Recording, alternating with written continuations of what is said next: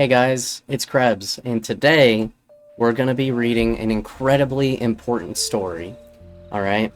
This story depicts an incredibly positive view of what is possible in the future for all of humanity, for all of civilization. It's the direction I would like to see things go in. Again, it's deeper in the story, but this is Manna by Marshall Brain. And I'm going to be reading through it to help make it more easily digestible for all my friends, family, community members, XYZ, all of the above, random people that stumble across this video, all of you. I hope you give this a listen and or read it in the links down below. I'll link the story for y'all. So yeah, it's gonna take me about two and a half hours to fully read through.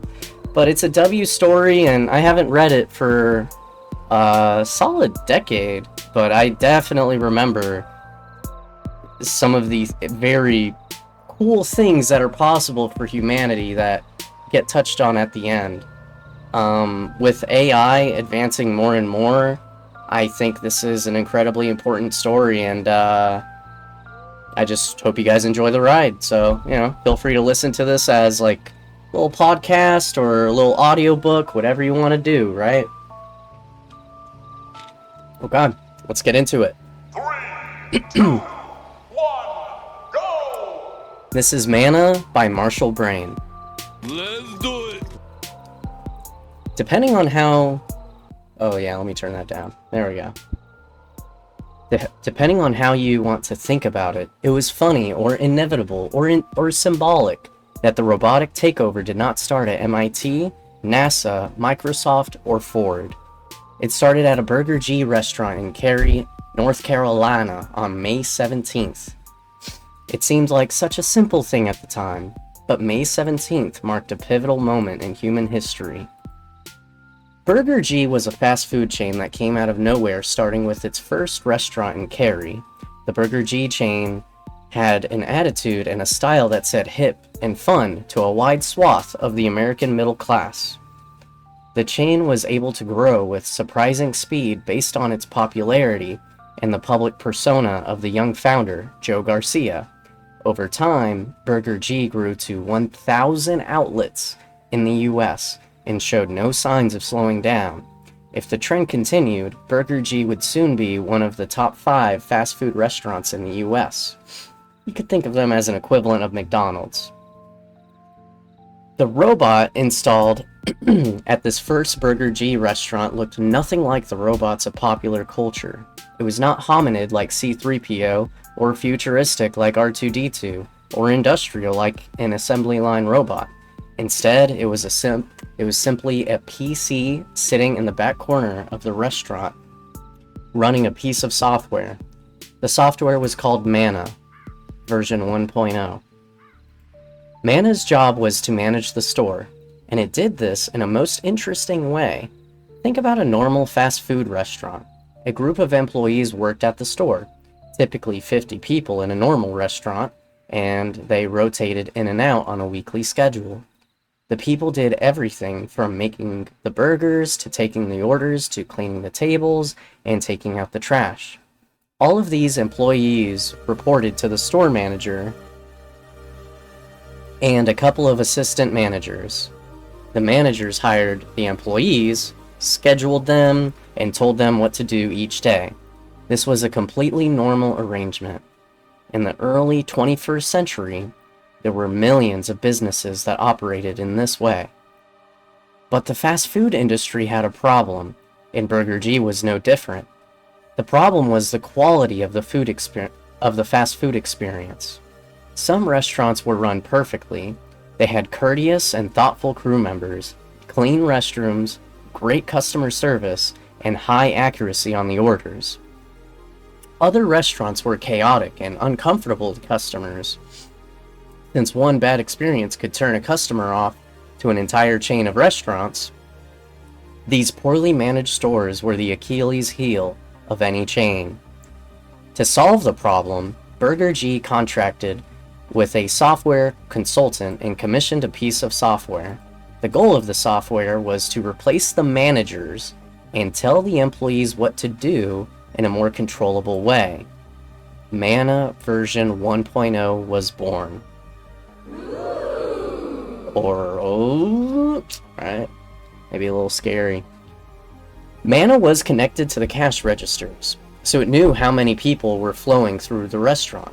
The software could therefore predict with uncanny accuracy when the trash cans would fill up, the toilets would get dirty, and the tables needed wiping down. The software was also attached to the time clock. This remix, though. The software was also attached to the time clock, so it knew who was working in the restaurant.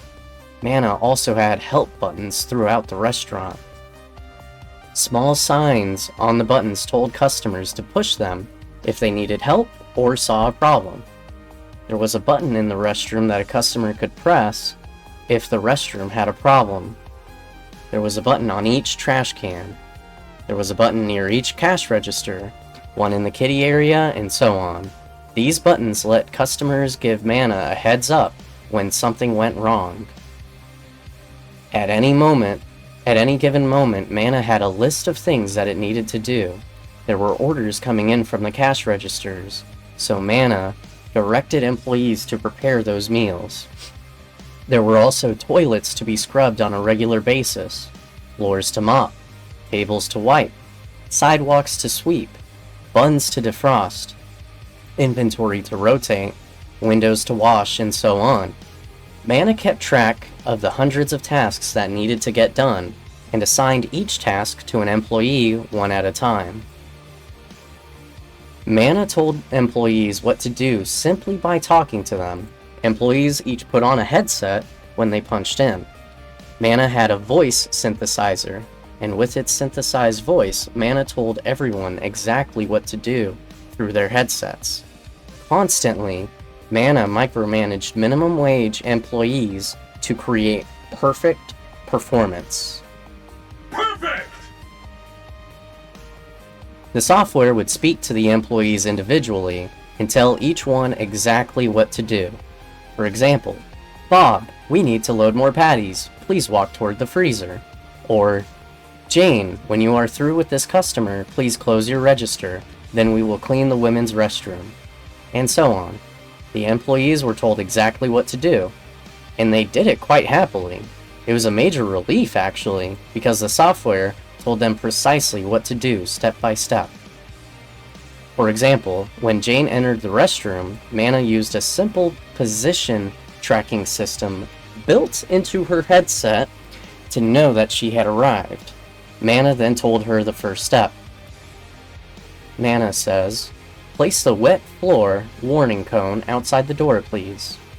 When Jane completed the task, she would speak the word "OK" into her headset, and Manna moved to the next step in the restroom cleaning procedure.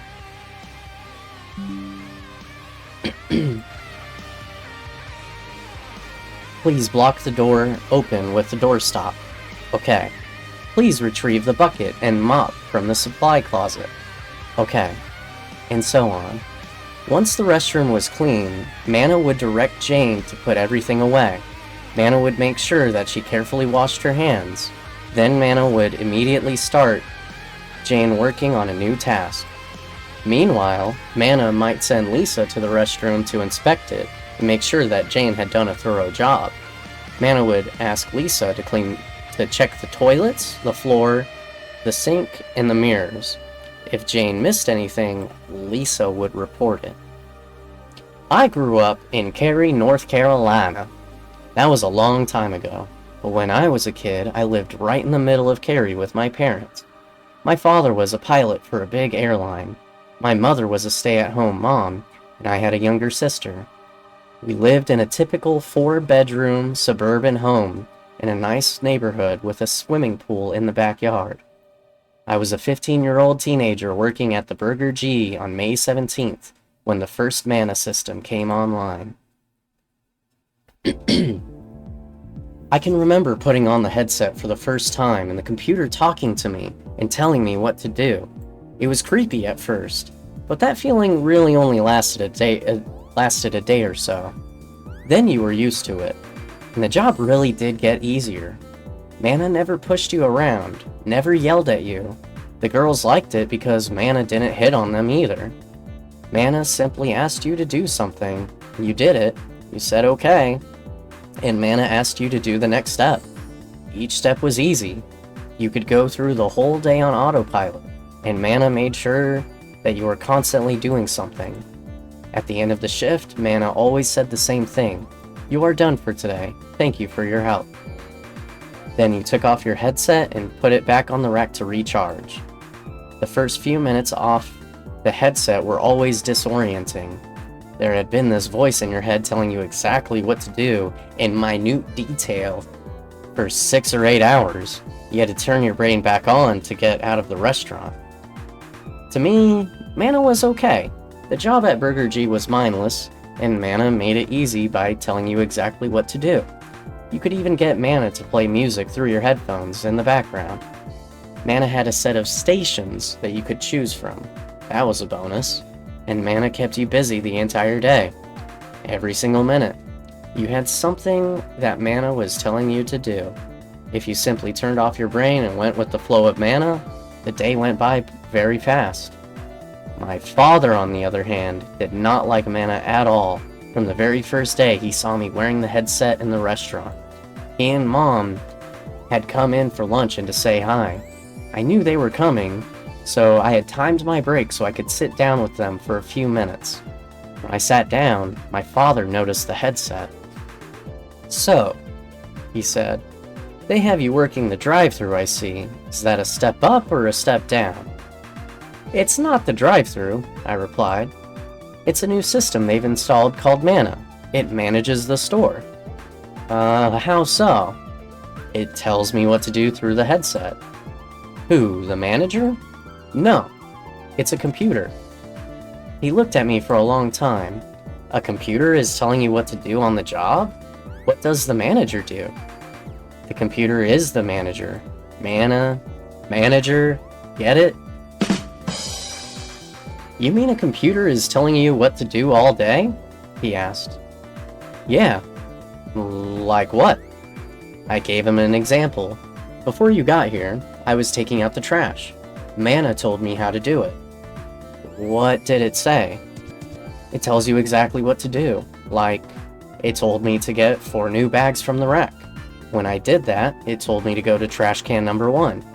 Once I got there, it told me to open the cabinet and pull out the trash can. Once I did that, it told me to check the floor for any debris." Subconsciously reading this as Debris.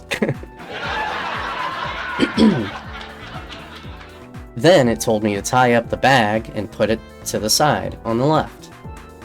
Then it told me to put a new bag in the can. Then it told me to attach the bag to the rim. Then it told me to put the can back in and close the cabinet. Then it told me to wipe down the cabinet and make sure it's spotless. Then it told me to push the help button on the can to make sure it's working. Then it told me to move the trash can number 2. Move it, yeah, like that. He looked at me for a long time again before he said, "Good Lord, you are nothing but a piece of a robot. What's it saying to you now?" "It just told me I have 3 minutes left on my break. And it told me to smile and say hello to the guests. How's this? Hi!"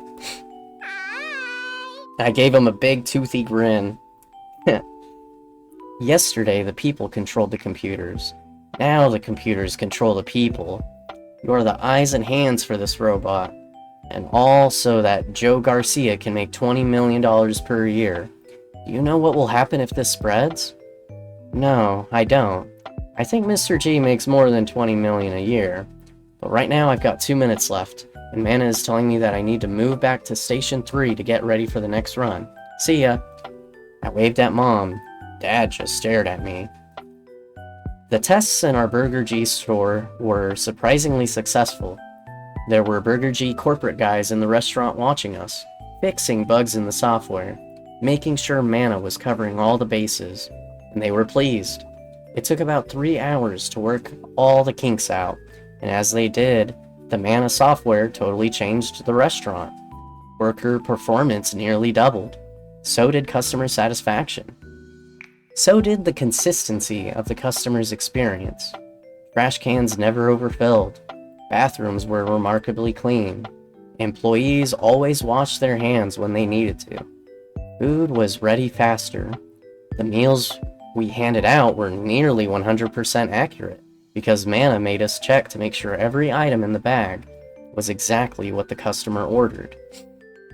The store never ran out of supplies. There were always plenty of napkins in the dispenser, and the ketchup counter was always full. There were enough employees in the store for the busy times because Manna could accurately track trends and staff appropriately. I'm gonna stop for just a second and make sure you guys know. This is not what I'm talking about when I was saying at the start how this is the direction I want humanity to go in.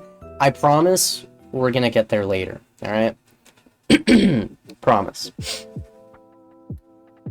In addition, Burger G saved a ton of money. Burger G had hundreds of stores in the United States.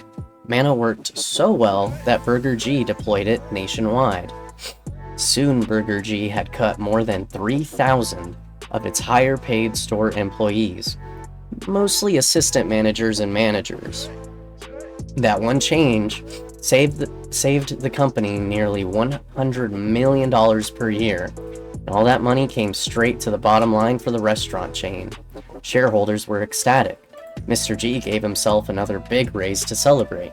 In addition, Manna had optimized store staffing and had gotten a significant productivity boost out of the employees in the store. That saved another $150 million. $250 million made a huge difference in the fast food industry. So, the first wave of fast food robots did not replace all of the burger flipping employees as everyone had expected.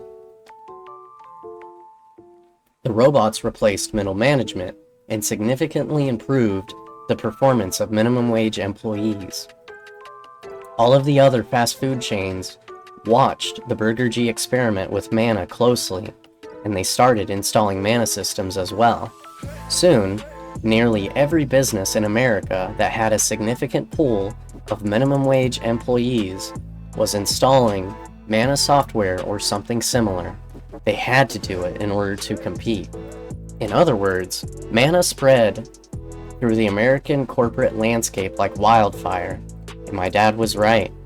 It was when all of these new Manna systems began talking to each other that things started to get uncomfortable. Oh. Right. Chapter 2. Once Burger G proved that Manna worked, the idea spread like wildfire. Every restaurant chain used Manna. Every retail store, whether it was a discount store, a home improvement store, a toy store, or an office supply store, had Manna systems. You saw people wearing headsets on construction sites, in airports, at amusement parks, in hospitals, in movie theaters, at the grocery store. They were everywhere. I can remember sitting down one day with my friend Brian at lunch. He was working at the giant discount supercenter in Raleigh, and they had just switched over to Manna. He was stunned. It doesn't matter if you are a hard worker or a slacker. Once you put on the headset, you are going to be working every minute of the day or you are gone. The system has already fired 5 people. What's it have you do all day? There were something like 50 people working in the supercenter at any given time. It was a 200,000 square foot store. Manna has you moving through the store aisle by aisle. I bet I'm walking 6 or 8 miles a day right now. I'm constantly straightening merchandise on the shelves. Manna knows where I am. And it knows where everything is on the shelves. So it asks me item by item to straighten them. Manna wants everything on the shelves looking perfect. It is also big on restocking, so it will ask me, how many rolls of masking tape are on the shelf? Whenever anything gets low, it has me go to the back and bring stuff out to the shelves. It knows what is selling through the cash registers, so it knows exactly when to restock everything and it makes sure that every single item in the store is fully stocked. That doesn't sound so unusual, I said. It's not unusual, except that Manna is telling you exactly what to do every second of every day. If it asks you to go to the back and get merchandise, it tells you exactly where to walk to go get it. Here's the weirdest part. I never see another employee the entire day. The way it makes me walk, I never run into anyone else. I can go for a full shift and never see another employee. Even our breaks are staggered. Everyone takes their breaks alone. We all arrive at staggered times. It's like Manna is trying to totally eliminate human interaction on the job. Pretty scary, right? That's spooky. Why would it do that? I asked. Brian looked down. I'm guessing that talking with coworkers wastes time, and Manna is eliminating the waste everywhere it can. What else does it have you doing? I asked.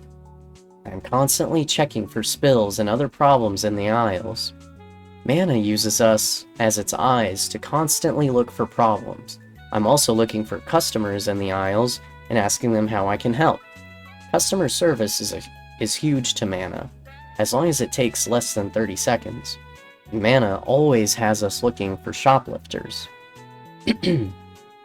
All day long we are walking back and forth, up and down the aisles, straightening things, asking people if they need help, and looking for shoplifters. And like I said, you never run into another employee. There's no chatting, I never see Amy anymore, or Kevin. The minute you put on the headset, you are working, and you work alone without stop until you take the headset off at the end of the shift. Shit. Oh, shit. That's all I could think to say. Brian asked, does Manna count you down during your breaks at Burger G? Yes, every minute you get a reminder. Even your breaks were supervised. I had never thought about it, but all the breaks at Burger G were staggered as well. When Mom and I went to shop in Brian's store, you could feel the difference that Manna made. Every 2 or 3 minutes, an employee would walk past you, no matter where you were in the store. The merchandise on the shelves was always neat, and everything was stocked. The floors were spotless. Shopping carts never stacked up in the parking lot. If you needed help, you knew that all you had to do was stand there, and an employee would walk by in a minute or so. As the Manna software evolved, it gained more and more responsibility. From the start, Manna was able to schedule employee hours. Manna printed a piece of paper for each employee to put on the refrigerator. It told you your hours for the week. In version 2.0, they went further. They connected Manna to the telephone network and the public email network. So Manna was able to begin calling and emailing employees and reminding them to show up on time.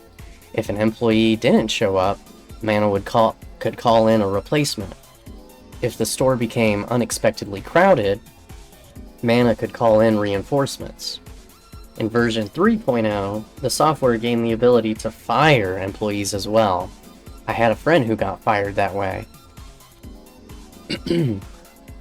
He came into the store late for his shift, and it was his 3rd time being late. He punched in and put on his headset. He walked over to the iScan station to log in. He said Manna sounded normal, and had him working normally for about half an hour. Then Manna asked him to walk to Zone 7 at the back of the store. A Burger G security guy was standing there with 3 sheets of paper. The security guy was wearing the solid black security uniform, the opaque sunglasses, and a headset integrated into the helmet. He looked back, and there was another security guy standing near the door. Manna said to him, Stephen J. Kennis, employee number 4378561. Your employment at Burger G store number 152 is hereby terminated in accordance with Employee Manual paragraph 12.1. Failure to appear at work on time. Manna read him the 3 pages of termination information, paragraph by paragraph, and asked him to confirm each paragraph. He could not return to that Burger G store for a year. He could not reapply to Burger G for 5 years. Stuff like that. So he couldn't even go there as a customer for a year? Whoa! That's a bit extra. Manna made him sign the papers, and the security guys escorted him out of the store to his car. The security guys never said a word, but Manna was talking to him during the entire walk, telling him to look down, to make no gestures, to speak to no one. The last thing Manna said to him was, "Remove your headset and hand it to the security officer on your left. Goodbye." It didn't take long for word to get around. Pretty much, if you knew you were going to be late, and you had been late before, you called Manna on your cell phone and quit. Manna emailed the forms to you, and had you phone in when you got them so it could read them to you, and you signed them. It really cut down on people being late. By version 4.0, Manna gained the ability to outsource. Let's say that Manna decided it was time to repaint the lines in the parking lot. Manna would make this decision using customer surveys, and by periodically asking employees questions about the parking lot, the paint inside the store, the exterior of the store, the roof, etc. An inspector from Burger G Corporate would also come once a month and feed information about the store and grounds into the Manna system. When Manna made the decision to repaint the stripes in the parking lot, it would call several companies and get bids. Manna did not do this on the phone, obviously. It did it electronically through the internet. By this time, most companies were hooked into the Manna network. Even if the company did not use Manna to manage employees, the two pieces of software, the Manna software running the Burger G restaurant and the Manna software running the parking lot maintenance company, would bid and negotiate through the internet. Because everything was done by machine, the restaurant's Manna system could send out a request for bids to all the parking lot maintenance companies in the area. Those companies would send bids back through the network. The restaurant's Manna system would then connect with hundreds of other Manna systems to check references and get feedback on past experiences with each vendor.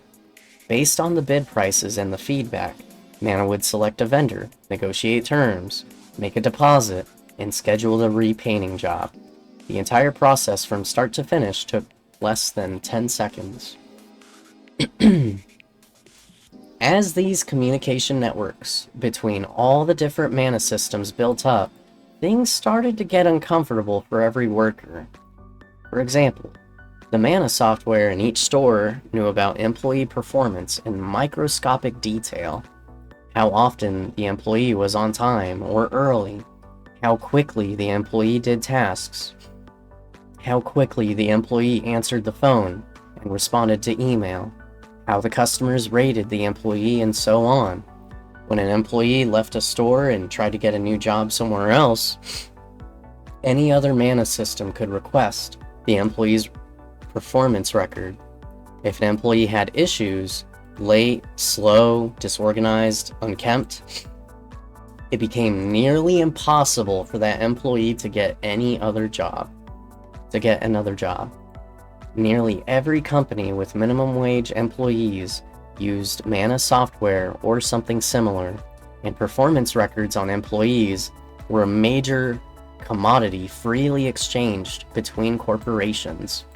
A marginal employee got blacklisted in the system very quickly. That ability to blacklist employees is where things got ugly, because it gave Manna far too much power.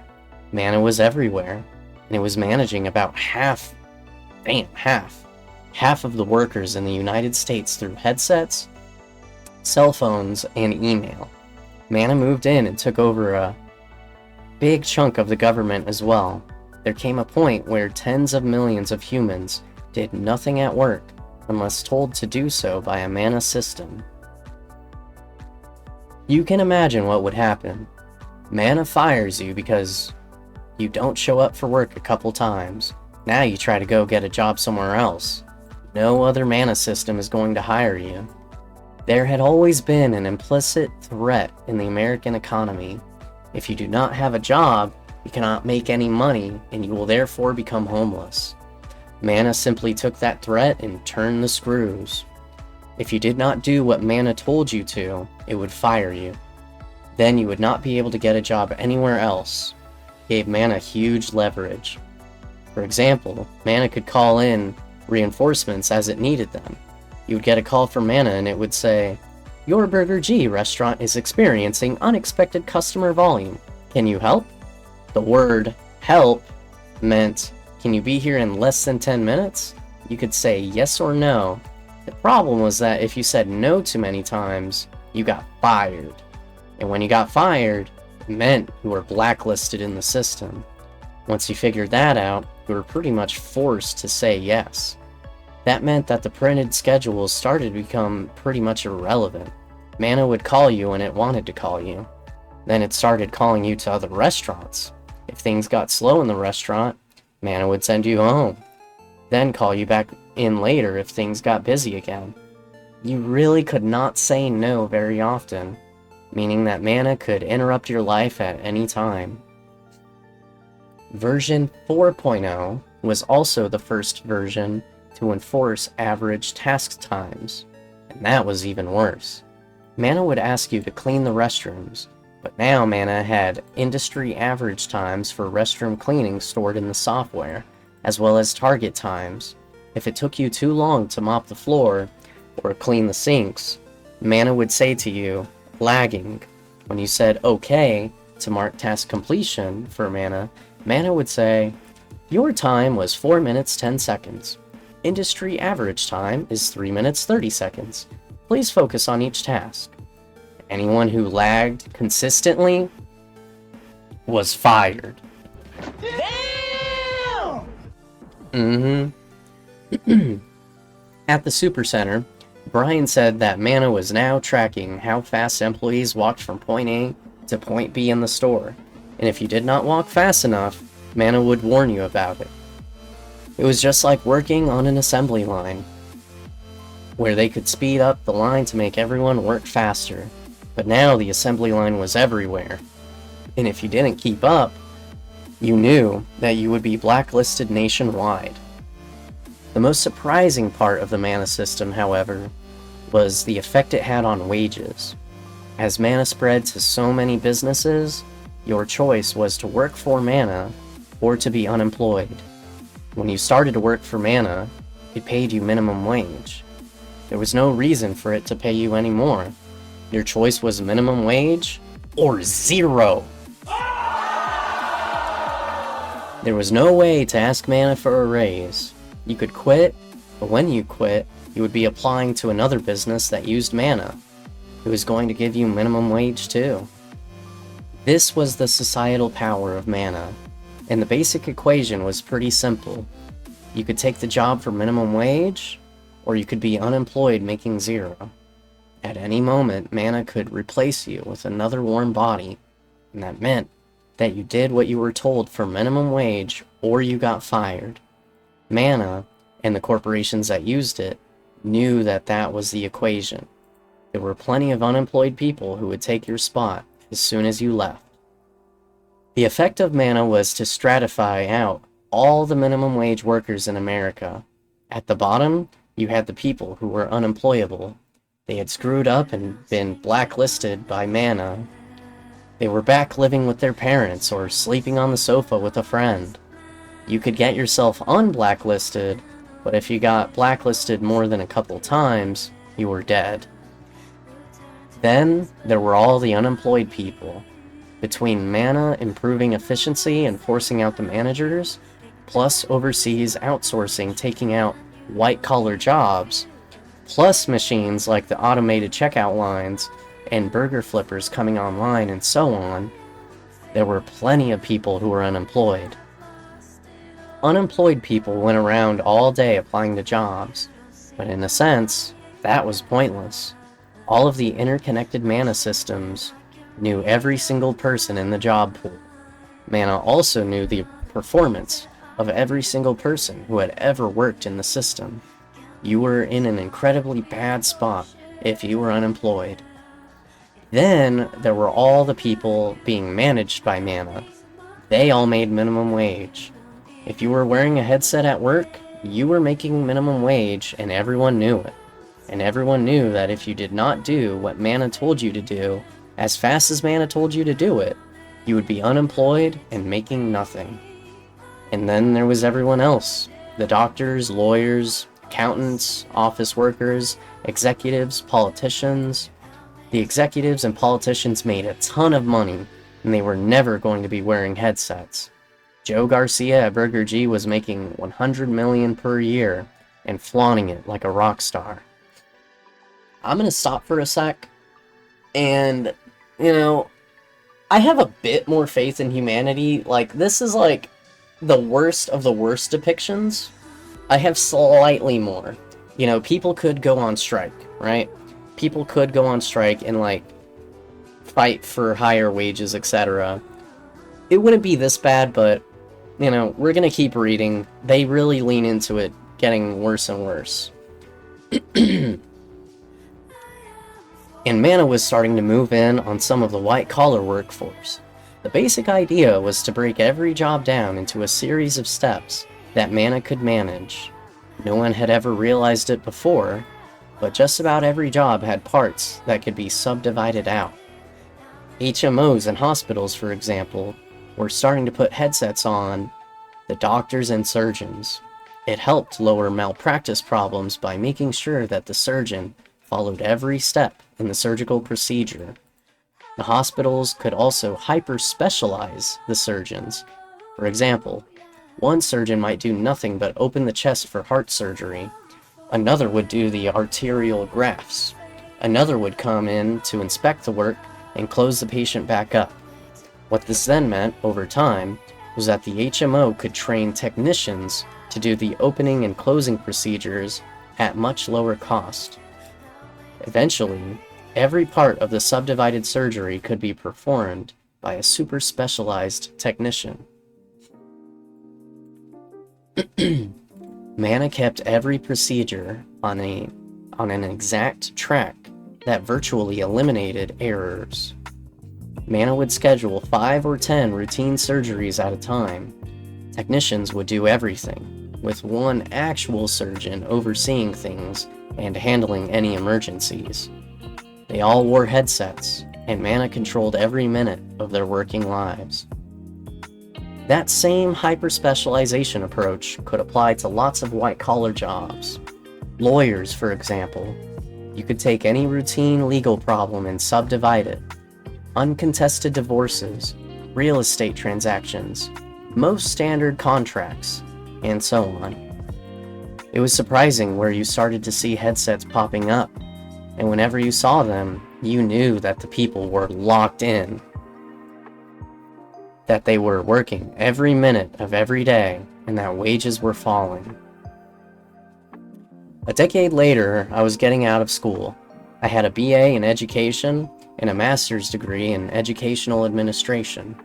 My plan was to teach in high school for 2 or 3 years so that I had experience in the trenches, and then move into an administrative or a government position. I was ready to start teaching, and I was looking forward to it. Education was one area that, so far, had been largely untouched by Manna. So in that sense, I was lucky. I was also lucky that there were jobs available. I did not have a lot of problems finding an open position. That was a miracle. My graduation year was an important year for me. I had been working at Burger G all through school to make spending money, and now I would have my first real job, free from Manna. But it turned out to be a pivotal year for America as a whole. It was a funny coincidence. My graduation year was the year that computer vision came of age. Alright, on to chapter 3. Here we go. No one really thought of the Manna software as a robot at all. To them, Manna was just a computer program running on a PC. When most normal people thought about robots, they thought about independent, autonomous, thinking robots like the ones they saw in science fiction films. C-3PO and R2-D2 were powerful robotic images, and people would not believe they were looking at a robot until robots started looking like C-3PO.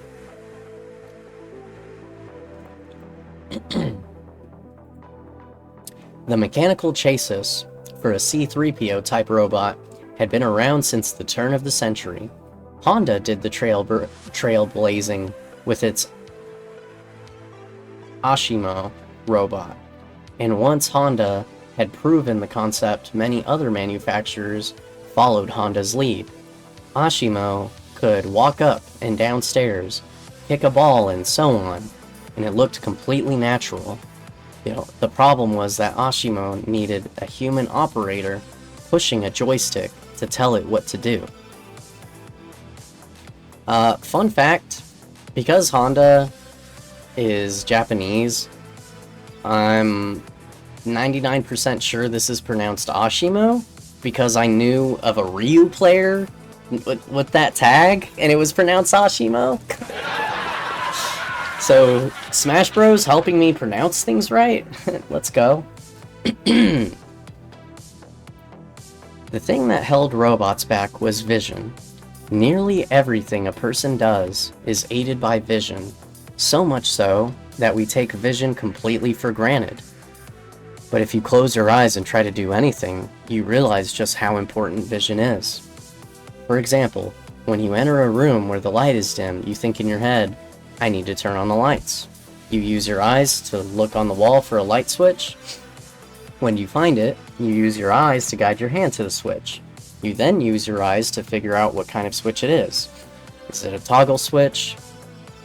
A push button switch? A dimmer switch with a knob? A dimmer switch with a slider? None of the above? Once you figure it out, you use your eyes to guide your fingers to manipulate the switch in the appropriate way.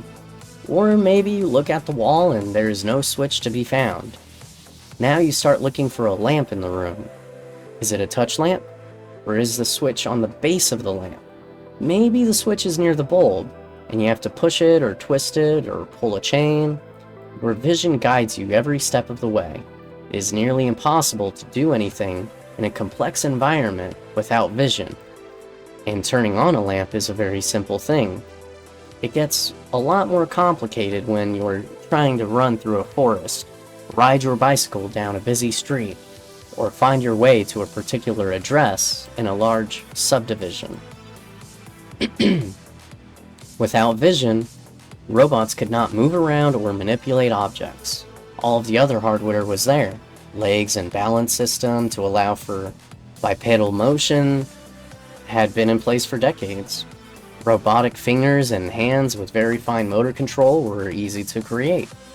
AI software to set goals and make decisions was getting more powerful every day. Everything was there but the vision system. You could see that society was ready for the robots to arrive. The first real robotic system installed in a human position of trust was in the airline industry. The terrorist attack on the World Trade Center in 2001 had been a wake-up call.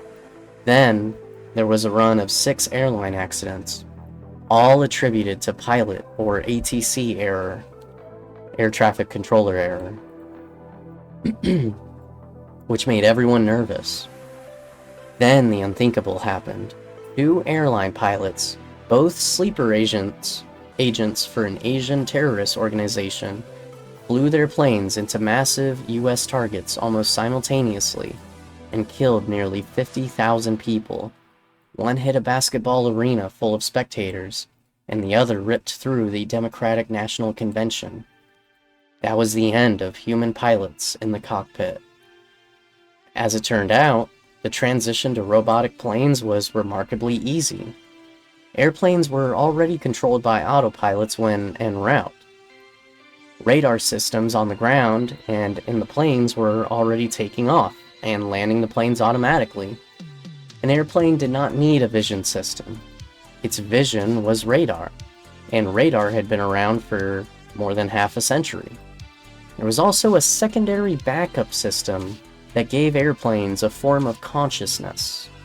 Airplanes could detect their exact location using GPS systems. These GPS systems were married to very detailed digital maps of the ground and the airspace over the ground. The maps told the airplane where every single building and structure was on the ground. So even if the autopilot failed and told the plane to go somewhere unsafe, a conscious plane would refuse to fly there. It was quite literally impossible for a conscious plane to fly into a building. The plane knew that flying into a building was wrong. If the autopilot went insane, the conscious plane shut it off and radioed for help. If all the engines failed or fell off, the plane knew what was on the ground in the vicinity and did its best to crash into an unpopulated area. Soon there were no human airline pilots and no human air traffic controllers in the system. Everything about flying through the air was automated. The cockpit was stripped out of airplanes, and the space became a lounge or a seating area. With human beings out of the loop, the safety record for the airline industry improved, and people came to trust the airlines again. No one cared at all that there was no human pilot in the cockpit. People actually trusted machines more than human beings. Ooh. The first breakthrough in true computer vision came from a university. The newest video game consoles came out, and these consoles had extremely powerful CPUs, able to process 10 trillion operations per second. By adding 100 gigabytes of RAM to the console, and then networking 1,000 of these video game consoles together, a university research team created a machine able to process 10 quadrillion operations per second on 100 trillion bytes of RAM. They had created a $500,000 machine with processing power approaching that of a human brain. With that much processing power and memory on tap, the researchers were finally able to start creating real vision processing algorithms. Within a year, they had 2 demonstration projects that got a lot of media attention. The first was an autonomous humanoid robot that, given an apartment number, could walk through a city, find the building, ride the elevator, or walk up the steps and knock on that apartment door. The second was a car that could drive itself door to door in rush hour traffic without any human intervention. By combining the walking robot and the self-driving car, the researchers demonstrated a completely robotic delivery system for a pizza restaurant. In a widely reported publicity stunt, the research team ordered a pizza and had it delivered by robot to their lab 25 minutes later.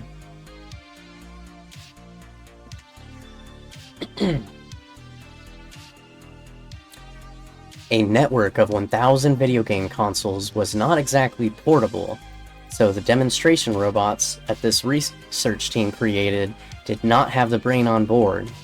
The robots talked to the V-brain through wireless connections. However, this research team had proven that machine vision was possible and workable in some of the most complex and real-world tasks imaginable. The more significant breakthrough came a few years later. Researchers at a chip company had followed the work of the vision team, and they realized that the 64-bit floating point operations in the video game console were not the optimal unit of calculation for a vision processing machine. Instead, they created a new computer architecture that could handle the problem much more efficiently. This realization made massively parallel chip designs for vision very easy to manufacture. The chip company released its first vision processing module, a 10 petaop, a 10 petaop custom vision processor. Shortly thereafter, the OEM price for the module was $8,000. That module opened the floodgates.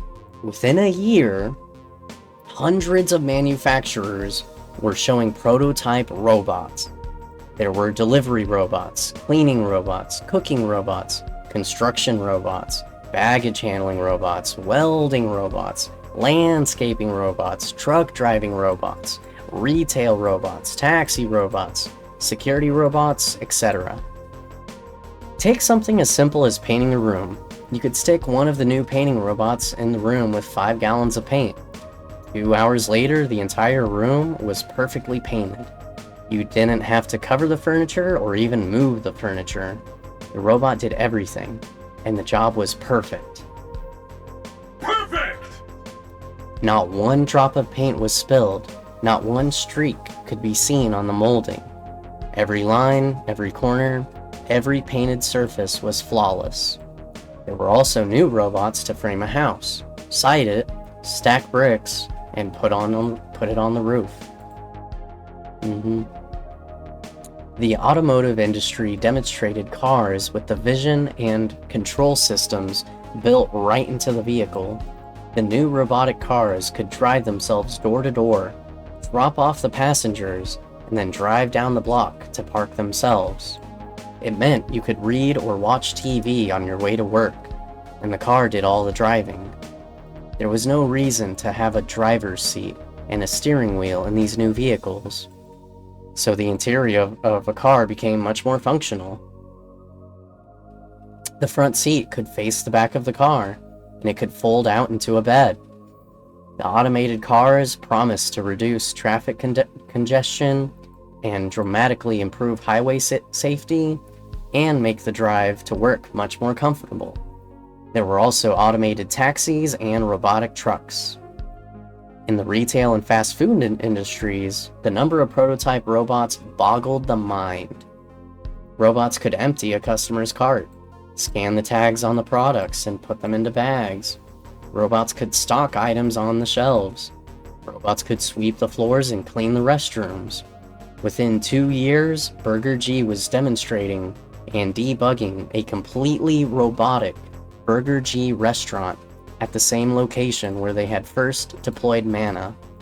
Instead of telling human employees what to do, Manna told the robots what to do. All of the hardware and general intelligence for these robots had been in place for a decade. What was missing was vision. As soon as the inexpensive vision module became available, the number of robots in the marketplace exploded.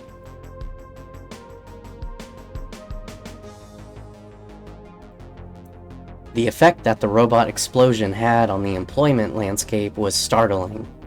Most large retailers began replacing human employees with robots as fast as they could. The robots stocked the shelves, swept the floors, helped customers with questions, and carried the customers' purchases out to their cars. Every fast food restaurant was doing the same thing. Construction sites started to switch to robots for every repetitive task: framing, siding, roofing, painting, etc. Robotic cars and trucks took to the highways, and accident rates started to decline. It was easy to see that the completely robotic airport, amusement park, grocery store, and factory were on the way. The switch over to robots was proceeding with remarkable speed, and for some reason it seemed like no one had really thought about the effects of the transition. All of these people were being replaced by the robots. All of these people being replaced by the robots needed some form of income to survive, but the job pool was shrinking. The American service economy was what replaced the factory economy, and America now had about half of its workers wrapped up in low-paying service sector jobs. These were the jobs perfectly suited for the new robots. The question was, what would happen to the half of the population being displaced from their service sector jobs. Yeah, what would happen? So I'm going to continue this in a next video. We're going to break this down across 2 or 3 videos, but obviously extremely dystopian, yeah? Extremely dark. But, trust me, there's an optimistic way that this can go too. There's an optimistic direction that things can go. So stick around. I'll have the second video linked down below.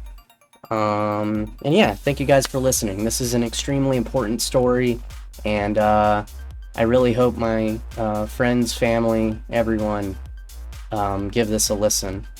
You know, hopefully my daughter too, once she's older.